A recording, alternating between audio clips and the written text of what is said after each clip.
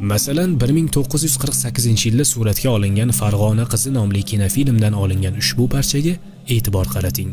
Ushbu kadrlarda o'zbekona kiyingan nomahram erkak va ayollar aralashib, birgalikda pivo ichib o'tirishibdi. Dilbar ismli film qahramoniga bir qiz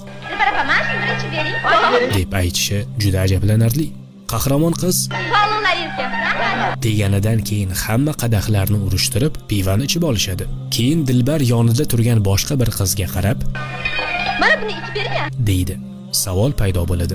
Nega hamma bir-biriga pivo ichirishga bunchalar harakat qilmasa?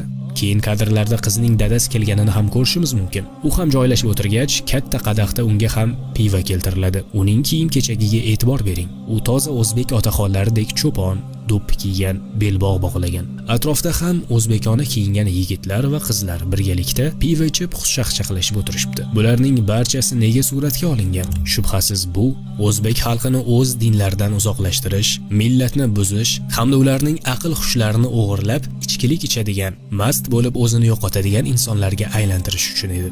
Agar xalqqa mast qiluvchi ichimlik bersangiz, ular o'zligini unutishadi, bosqinchilarga muammo keltirib chiqarmaydigan, o'z muammolariga o'zlari qorishib yotadigan bo'lishadi. Shu sababdan Sovet hukumat ham o'zbeklar ongini mast qiluvchi ichimliklar orqali egallab olish uchun o'z filmlarida shunday propaganda lavhalarini ko'plab yo'lga qo'yib kelgan.